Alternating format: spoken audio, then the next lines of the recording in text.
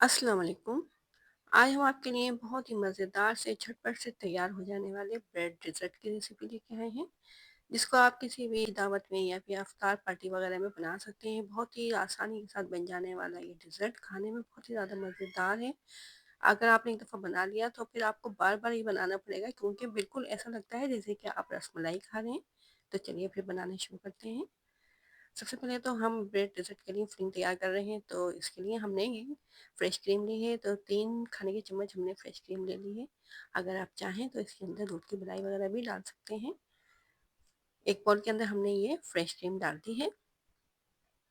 अब हम इसके अंदर डालेंगे कंडेंस मिल्क। तो ये हमने कंडेंस मिल्क लिया है, ये भी 3 खाने के चम्मच है।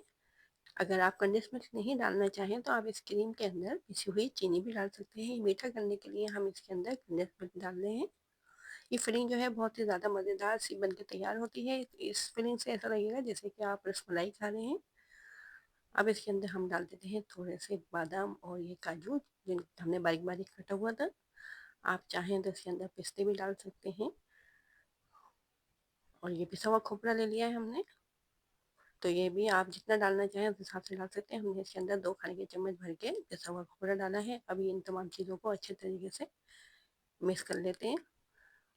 क्रीम और ये हमने कंडेंस मिल्क की जो है फिलिंग तैयार कर ली है। बहुत ही मज़ेदार सी यमी सी फिलिंग बनके तैयार होती है। आप ये हमने ले ली है ये ब्रेड के स्लाइस। इनको हम राउंड शेप में काट लेंगे, किसी भी कटर की मदद से आप इसको काट सकते हैं, या फिर अगर किसी बॉटल वगैरह की केप से भी आप काट सकते हैं इसको, अगर आपके पास कटर नहीं हो तो।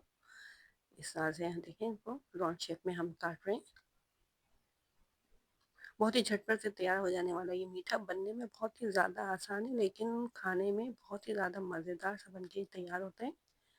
देखिए ये हमने इस तरह से राउंड शेप में इनको काटा है।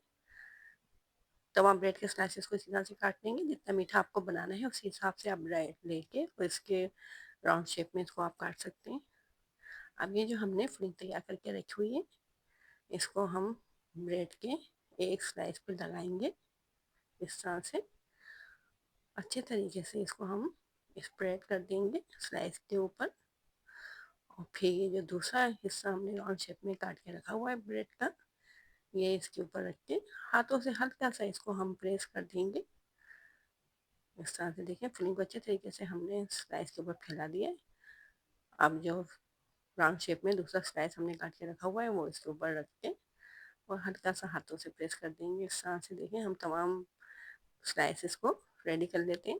इसी तरीके से फिलिंग लगा के ये देखें, पूरे स्लाइस पे फिलिंग लग गई है।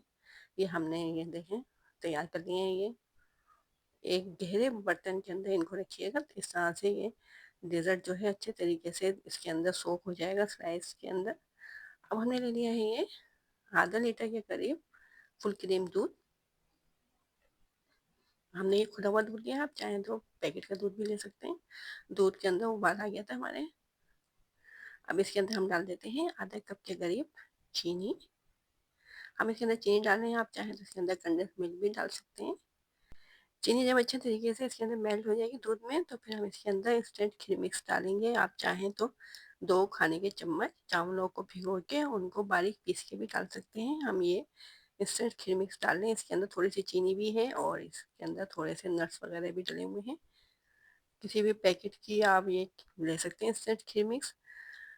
तो ये आधा कप हमने डाला है। अब इतनी देर तक हम इसको पकाएंगे कि जो हमने ये इंस्टेंट खीर मिक्स डाला है ये फूल जाए। देखें गाढ़ी हो गई है, खीर की तरह इसको हमें गाढ़ा नहीं करना है, बस थोड़ा सा इसको हम गाढ़ा करेंगे। इस तरह से देखें ये तैयार हो गया हमारा दूध। अब एक बाउल के अंदर हमने आधा कप ये गर्म दूध लिया है, इसके अंदर 1 खाने की चम्मच चीनी डाल के मिक्स कर लेंगे अच्छे तरीके से। चीनी हमारी अच्छे तरीके से इसके अंदर मेल्ट हो जाएगी। इसके बाद फिर हमने ब्रेड के स्लाइस के ऊपर इस दूध को डालना है। पहले हम एक ये बर्तन जो हमने लिया है इसके अंदर इस दूध को डालेंगे, इस बर्तन के अंदर फैला देंगे। तो गहरा बर्तन लीजिएगा ताकि अच्छे तरीके से हम ये डेजर्ट इसके ऊपर डाल सकें। अच्छे तरीके से हमने इसको फैला दिया। अब ये जो हमने स्लाइस तैयार करके रखे हुए थे ये इसके ऊपर रख देते हैं, और फिर जो दूध हमने तैयार किया था वो इन स्लाइस के ऊपर डालेंगे, लेकिन बहुत सारा नहीं डालना है, नहीं तो फिर बिल्कुल नरम हो जाएंगे हमारे ये स्लाइस। अभी हम इसके ऊपर जो हमने दूध का डेजर्ट तैयार किया है वो भी डालना है, और थोड़ा थोड़ा सा एक एक स्पून हम स्लाइस के ऊपर डाल देती हूँ दूध को। अब ऊपर से ये जो हमने दूध और चावलों से खीर तैयार की है वो डाल देंगे। और ये इस बात का ख्याल रखिएगा कि जो दूध हमने तैयार किया है इसको ठंडा करके स्लाइस के ऊपर डालना है। अगर गर्म डालेंगे तो ये बहुत ज़्यादा स्लाइस जो है इसको सोक कर लेंगे। ऊपर से हमने ये थोड़े से बारीक कटे हुए बादाम डाले हैं और कलर किया हुआ खोपरा।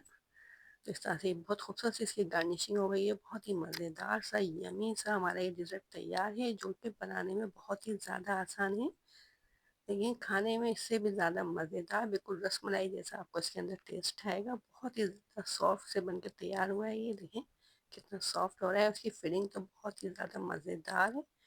तो ज़रूर ट्राई कीजिएगा रमज़ान में, या फिर ईद की कोई दावत वगैरह रखें आप तो उसके अंदर इस रेसिपी को ट्राई करके कमेंट में हमें ज़रूर बताइएगा। तो अब हम इजाज़त दें, अपना ख्याल रखें, अपने से जुड़े लोगों का ख्याल रखें और मज़ेदार सी रेसिपीज़ को ट्राई करते रहें, एंजॉय करते रहें, हमारे चैनल के साथ जुड़े रहें। अब हमें इजाज़त दें। अल्लाह हाफिज़।